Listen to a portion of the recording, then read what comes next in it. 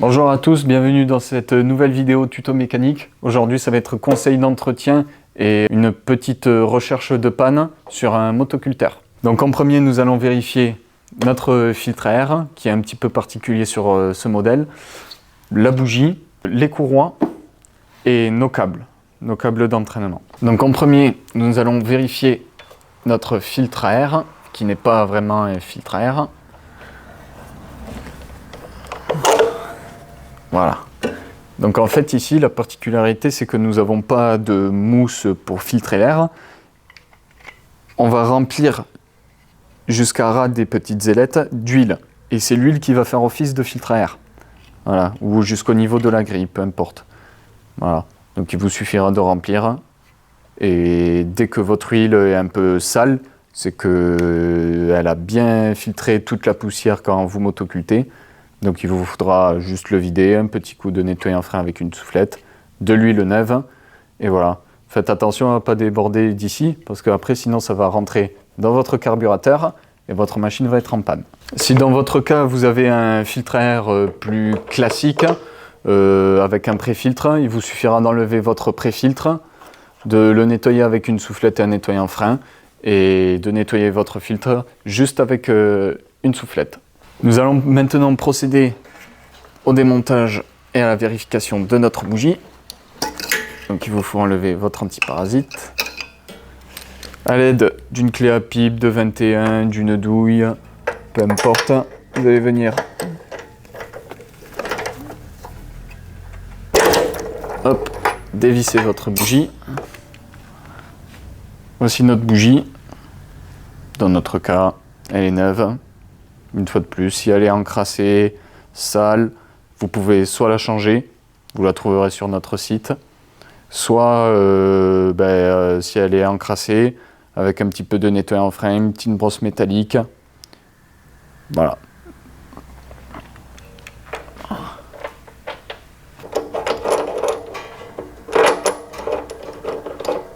Le serrage, pas trop fort pour pas la casser.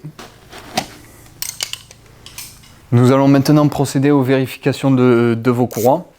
Donc pour vérifier vos courroies, il vous suffira d'enlever votre carter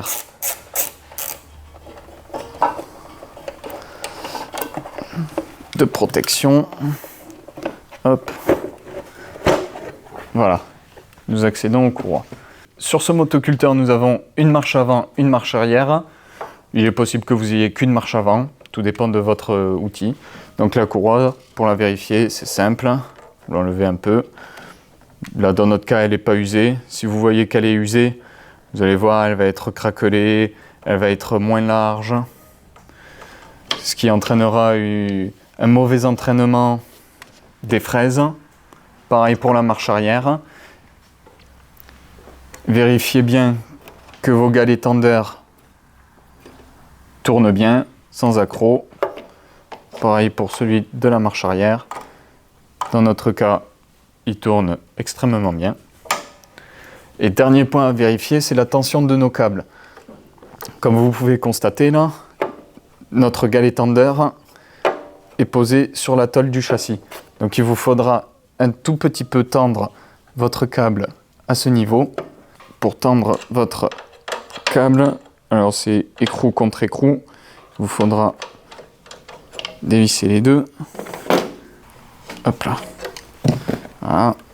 Comme ceci. Voilà.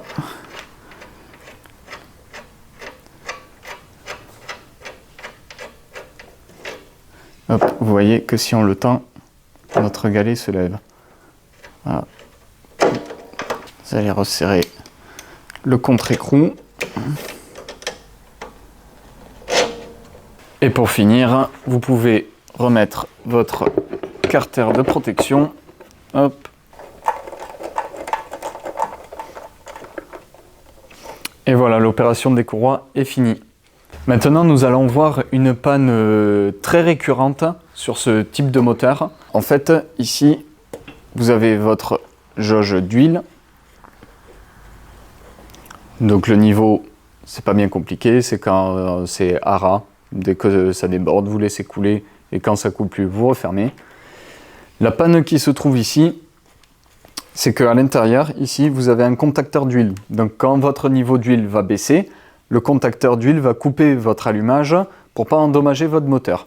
Dans votre cas, si votre moteur ne démarre plus, chose très simple pour vérifier si c'est un manque d'huile ou votre contacteur d'huile qui est en cause, vous allez tout simplement débrancher ce câble, donc le contacteur ne marche plus, et vous allez essayer de démarrer. Si cela démarre débranché, c'est qu'il vous faut soit faire votre niveau d'huile ou vidanger, ou votre contacteur d'huile à l'intérieur. Voilà.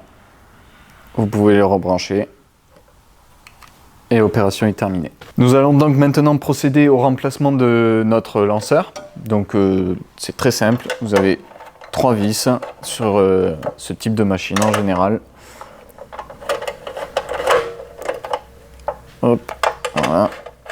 Vous avez 3 vis. Et voilà.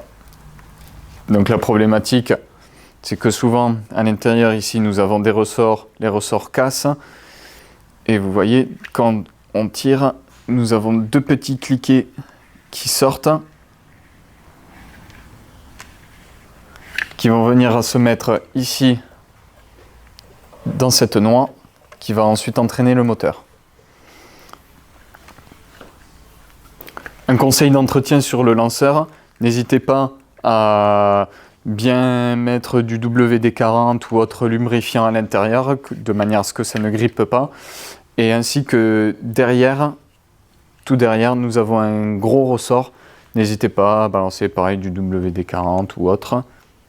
Et voilà. On va procéder au remontage.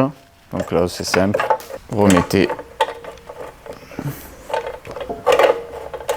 vos 3 vis. Hop. Un petit coup de serrage.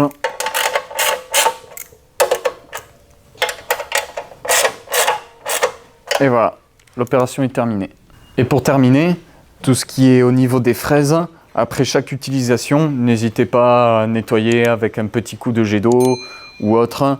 La terre étant donnée, si elle est humide, ça peut endommager un petit peu les fraises. Donc voilà, ça vous permettra de garder une machine toujours propre. Merci à tous d'avoir regardé cette vidéo. Je vous souhaite de bien motoculter votre potager et à la prochaine vidéo. Toutes les pièces détachées sont disponibles sur le site Swap.